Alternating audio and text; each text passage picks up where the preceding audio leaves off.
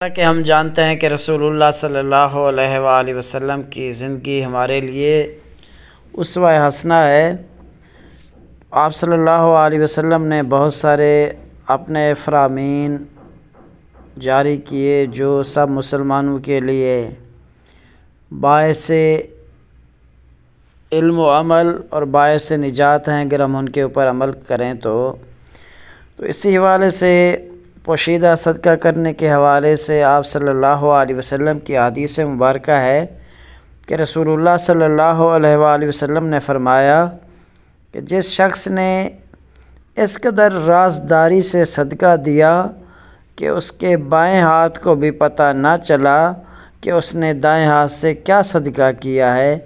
تو اسے روز قیامت اللہ تعالیٰ اپنے عرش کا سایہ نصیب کرے گا۔ اور یہ حدیث بخاری شریف کے اندر 6806 حدیث نمبر ہے۔ یہ بخاری شریف کے اندر موجود ہے۔ تو اس لیے ہمیں چاہیے کہ ہم آقا علیہ الصلوۃ والسلام کے فرامین کو سامنے رکھتے ہوئے اپنی زندگیوں کو گزاریں، اپنی زندگیوں کو اس کے مطابق ڈھالیں،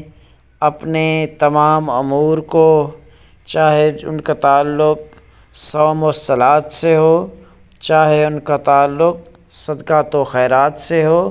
آپ علیہ الصلوۃ والسلام کے فرامین کو سامنے رکھتے ہوئے ان پر عمل پیرا ہوں۔